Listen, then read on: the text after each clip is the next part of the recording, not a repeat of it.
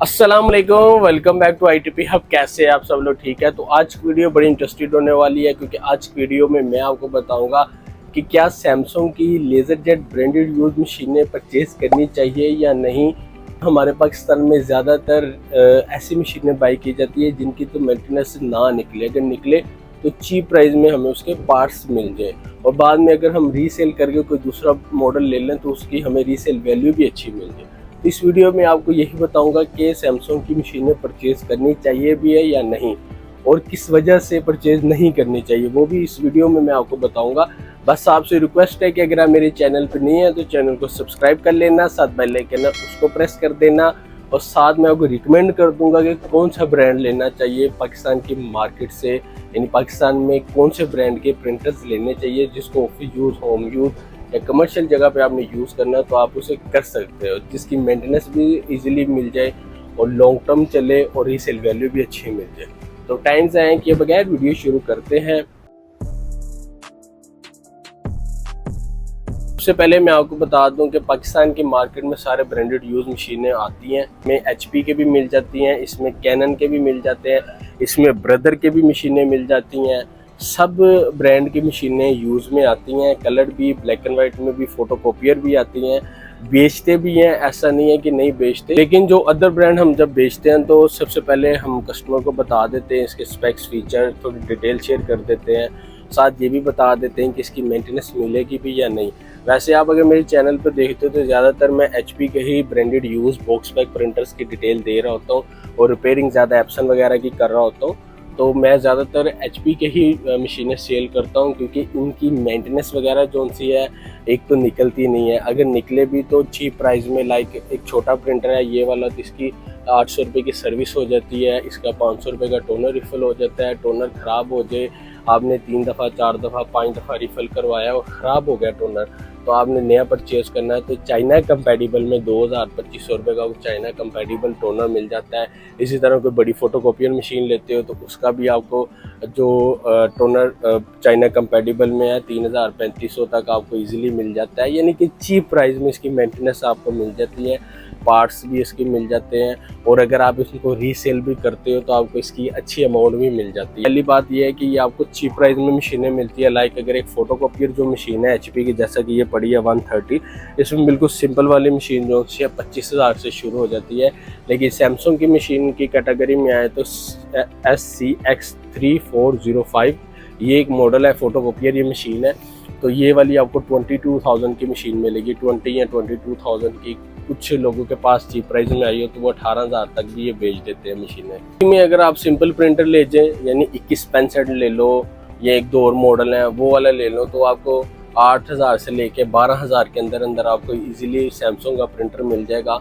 यानी कि स्टार्ट में आपको ये चीप प्राइस में मशीन मिलेगी, लेकिन जैसे ही आप इसको फर्स्ट इस्तेमाल कर लेंगे, यूज़ कर लेंगे, फर्स्ट टोनर आप इसको यूज़ कर लेंगे तो उसके बाद जब ये टोनर लो पर आ जाएगा, यानी आपको रिफ़िल करवाना पड़ा, तो रिफ़िल जो है इसकी 700 की सैमसंग की टोनर रिफ़िलिंग होती है, 500 रुपये की मिनिमम होती है, मुख्तलिफ मॉडल के हिसाब से होती है, लेकिन 700 की इसकी रिफ़िलिंग होती है। फिर इसमें इसको आपके साथ चिप लाजमी चेंज करवानी पड़ती है, यानी कि इसके हर मॉडल में ऐसा सीन है कि इसका टोनर की चिप एरर दे जाती है, टोनर की चिप हमें रिप्लेस करनी पड़ जाती है, जिसकी वजह से हर बार हमें रिफ़िल के साथ चिप लाजमी चेंज करवानी पड़ती है।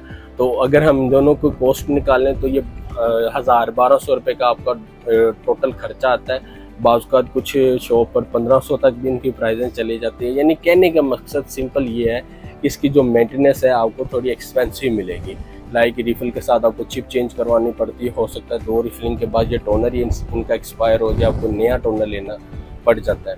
तो नए टोनर में भी जो इनकी प्राइसें हैं वो 3,500-4,000 रुपये का मिनिमम आपको टोनर मिलेगा चाइना कंपैटिबल का, वो भी 1-2 दफ़ा चलता है, फिर उसके बाद फिर रिप्लेस करना पड़ता है।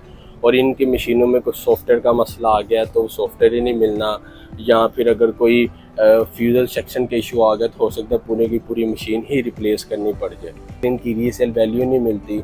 आप अगर बेचने जाते हो, आपने 18,000 रुपये की मशीन ली हो तो आप अगर बेचने जाते हो तो उसकी आपकी जो वैल्यू है वो 7-8 हज़ार रुपये लगेगी। कोई भी मशीन है 2-2.5 साल 3 साल आपका इजीली इस्तेमाल हो सके, मेंटेनेंस भी कम निकाले और टोनर की रिफिलिंग वगैरह भी हमें सस्ती मिल जाए। ये ना हो कि हर बार ही 1500-2000 रुपये लगा रहे हैं, तो इससे बेहतर है कि बाहर से आप रेंट निकालो। सैमसंग की कैटेगरी है ये, ज़्यादातर ब्रांडेड यूज़ में मशीनें आती हैं, बॉक्स पे बहुत कम आती हैं, ना कोई बॉक्स पे यहाँ परचेज़ करता है।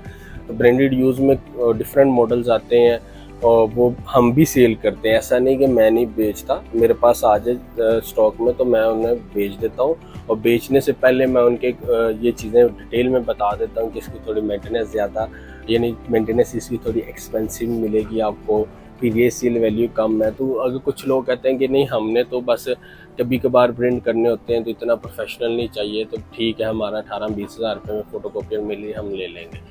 तो हमें पहले बताते हैं, फिर बाद में उन्हें सेल करते हैं। ये ना हो कि बाद में आके हमें बताएं कि भाई आपने हमें मिसगाइड किया, आपने हमें सही डिटेल में बताया नहीं था, अब तो इसकी मेंटेनेंस भी बहुत महंगी मिलती है और अब ये रीसेल में भी सही इसकी वैल्यू नहीं लग रही। मशीन क्यों नहीं परचेज़ करनी चाहिए, और मैं आपको रिकमेंड नहीं करूँगा सैमसंग की मशीन की आप परचेज़ करें। उसकी वजह यह है कि जब भी आप मशीन परचेज़ करते हो फ़ोटोकॉपियर में, सिंपल में, कलर में, ब्लैक एंड वाइट में, तो आप अपने आसानी के लिए मशीनें बाय करते हो ताकि आप 2-2.5 साल इसको आसानी से चलाएं, बस रिफ़िल करवाएं और बार बार आप इसे यूज़ करते जाएं।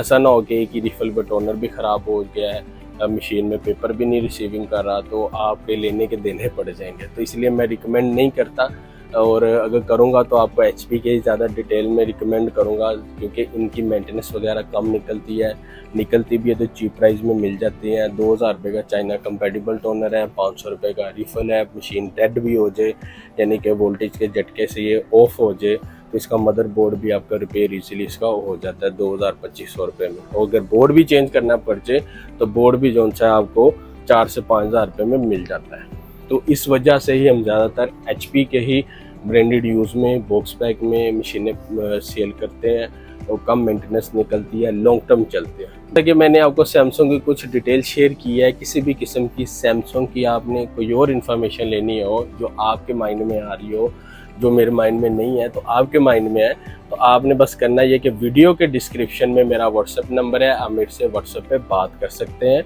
मुझे बता सकते हैं कि भाई मेरे पास ये सैमसंग की मशीन है, या मैं ये वाला मॉडल सैमसंग में परचेज़ कर रहा हूँ, तो मेरे लिए क्या बेहतर रहेगा या नहीं रहेगा, और अगर ये नहीं अच्छा मेरे लिए तो मुझे कौन सा रिकमेंड कर रहे हो HP की कैटेगरी में। तो सारा कुछ इस वीडियो में, और सारा कुछ आपको व्हाट्सएप पे डिटेल में शेयर कर देंगे।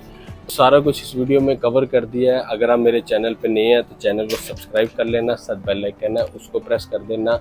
मिलते हैं नेक्स्ट वीडियो में, अपना बहुत सारा ख्याल रखें, अल्लाह हाफिज़।